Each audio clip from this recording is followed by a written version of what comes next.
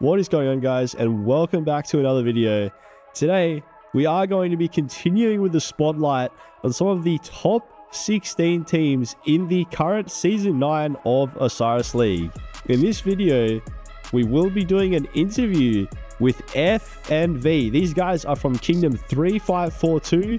They are currently competing in the realm of Sobek, so it is one of the newer realms in the game right now. So let's see what these guys have to say and how their journey is going so far, which has led them all the way to the top 16. How would you guys introduce FNV to new players? Talking about the alliance, not just the OL team, I would say our Kingdom and FNV, which is our main alliance, is a mixture of very experienced SOC accounts and players who already led successful kingdoms as successful OL teams, and also a huge portion of very active free-to-play players who started their first account in that kingdom 3 KVKs ago. And I think the biggest strength we have is our activity. Do you guys have any rally or garrison leads like that are native to the kingdom? I think that the majority of our rally and garrison leaders are cross-season migrants. So I think that but that's because of the equipment level, because we have the Awakened level 5 garrisons, which is almost impossible for a native account. You need to be a massive spender. What would you say is the structure of your team?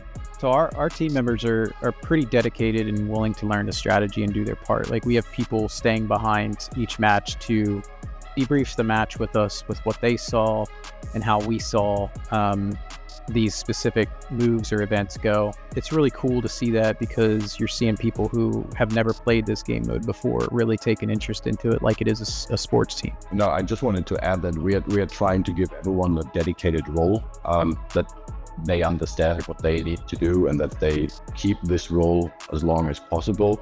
How would you label your alliance if you were to promote it to outside players? I would say that our alliance team is filled with experienced OL coaches. We have had multiple members with prior successes. I use my Season 8 city skin a lot because I'm really proud of what we did in being the top 4 in the realm of Bastet. I would just add one label, so that we are a group of team players, which is really important for OL and to be successful in OL, because if you have selfish players who are just aiming kills and individual points, that's always a problem.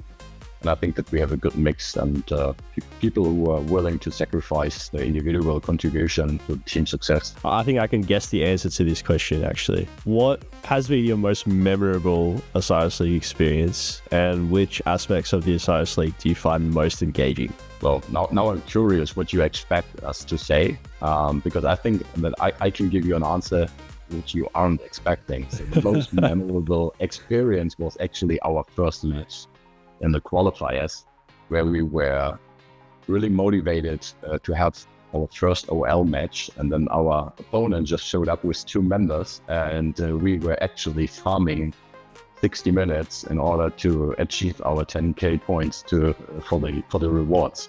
That was really a painful experience, but a memorable one. That is a good answer. Definitely is memorable. I didn't say what was the best. I've already talked about this, and I'll probably reference it a couple more times, but that win to become a top 4, it was exhilarating, and to the last second with against an enemy that had really good coaches. I think it was less than 200 points that we won in the last 30 seconds. By the way, that's what I was gonna guess. Exhilarating win. We were screaming in the voice chat. It was so much fun.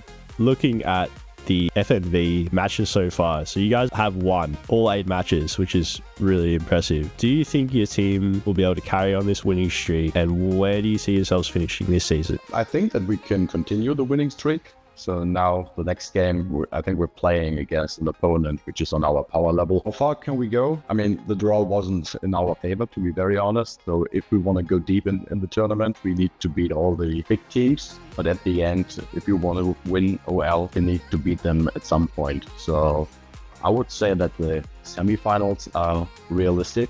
and everything which comes on top. I see the icing on the cake. So you're king of 3542. You're currently competing in the role of Sobek. Can you tell us what are some of the popular marches that the best players are using, and why are these marches performing well? So I was talking earlier about how Osiris League how the elites really focus on march speed and AoE. And so you kind of see that reflected in what the top marches are, not just for rallies and garrisons, but also for the field. You're seeing a lot of Alexander the Great and YSG, Saladin and Ethelfled. That's also the difficult part with our Rion, because we can only use KVK 1 and 2 commanders. So there are no new kids on the block. So it's more or less the same combinations which have been played in this young Rion for the last couple of years. So, but Edward to Myris, I would say, is still one of the strongest rally. Also, you won KVQ 1. Now that you're in the top 16 of Osiris League, can you describe how your leadership team has been able to balance these two competitive game modes? The balancing is a little bit difficult, but the leadership teams in this kingdom, they each have their prospective roles.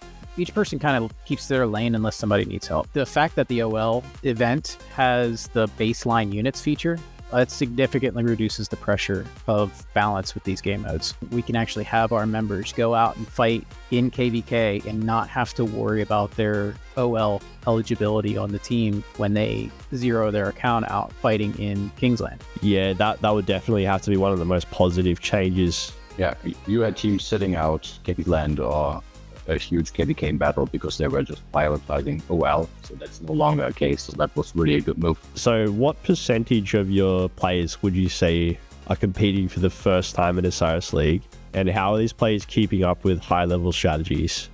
My gut feeling would be 2/3 of our members already played OL before, and that maybe 10 and 15 members are really new and played for the first time. I'd say that we are lucky because most of them really want to learn how the game is played. It took us a while, so I migrated just before KVK 2 and took over the Ark of Osiris organization. So we already started teaching basic strategies and roles prior to OL, and I think that helped us a lot to be ready for OL. OL kind of just happened to come together like that, where the people who were looking at migrating to 3542 had OL experience and they wanted to play, and so it was just like the perfect storm for us. As the leaders of this team, how much micro managing does your strategy involve? Do you guys have presets at the start of the match and then switch to something else? It's a lot of micromanagement. So it started with which command everyone has to use. We looked at the talent trees, the equipment, which commanders should be used for a filler role, just to maximize the number of troops we can have on the field. And when it comes to the strategy, our strategy is organized in 3 different stages. So it's a traditional opening game, the mid game, and then the regular game. So each individual player has one role for all these 3 scenarios. So it's a lot of micromanagement in front of, before our matches. But then obviously during the match, everyone is on a voice chat and needs to follow the instructions from the lane leaders. So most of your players, they're using up pretty much every single preset that's available. Every preset is predefined for their role, whether it's one's going to be a filler for a rally, one's going to be a filler for a structure, and then 3 are going to be on the field. They also have presets for gathering commanders. There are times where they're going to start running out of troops for one thing or another. It might be the very, very end of the game, but one thing that we instilled in is hey, make a preset for a couple of farming marches, because if we're at the last 10 minutes or 5 minutes, we might ask you to all start farming. This is leading into our next question. Do you think provisioning can make the difference between win and lose? And how optimized is your team for doing this?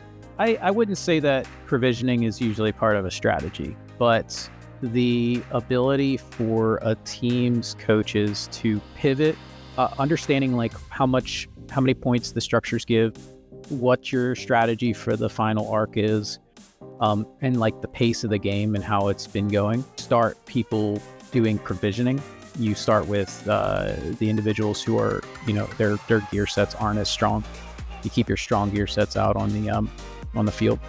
But yeah, it can absolutely make or break. Like my story of before, our win was based off of provisions, and the enemy, the opponent was also farming at the exact same time, but they started like 2 minutes behind us. Are there certain matches when different arc skills are more appropriate? And do you find switching them up and trialing new skills can make much of a difference overall? Yeah, so it depends on your strategy, what you want to prioritize in the game. So if we focus more on the structure game, then we use different skills than if we just focus on mid fights, open field fights.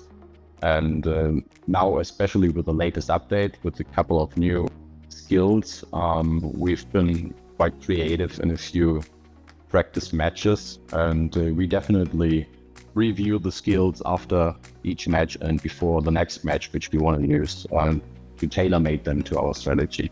So it would also be like if you guys look at the teams that you're versing, and then you said if you know that you're going to be playing more on the defensive side, you might be focusing on those structural skills. Absolutely. I mean, part of this, the most enjoyable part for me at least, is the game planning and the strategy for specific opponents. Just like a sports team, you got to prepare for your match coming up, and part of that is understanding the skills that would counter what they're doing. Not anything that's new, but it's a little bit of a guessing game, but it's a lot of just watching what they've done over and over and over again, and seeing how your strategy merges with what you need to do to counter them. Yeah, and then possibly even going further than that and thinking like, how are these guys going to anticipate us to use our skills? And then you got to try to think about that as well. There's like a lot of mind games behind the scenes. Like playing chess. You got to 10 moves ahead. That's true. Are you a chess player? Not very good, but yeah, good example though. Yeah, we've learned a lot about your kingdoms today. It's been really, really good to talk about your experience in Osiris League, Kingdom 3542. So if there's any interested players out there who want to know more about your kingdom, and maybe they want to join you guys for the next season, where can they find out about that? They could just join us on our Discord and then to the migration server, discord.gg/forces of nature. Perfect. Okay, so I'll be adding that into the description of this video. So for anyone who's interested, make sure to go and check that out if you want to join 3542 for the next season. Now I'm going to go put all my coins on your team right now. Yeah, I mean, that's the smart bet.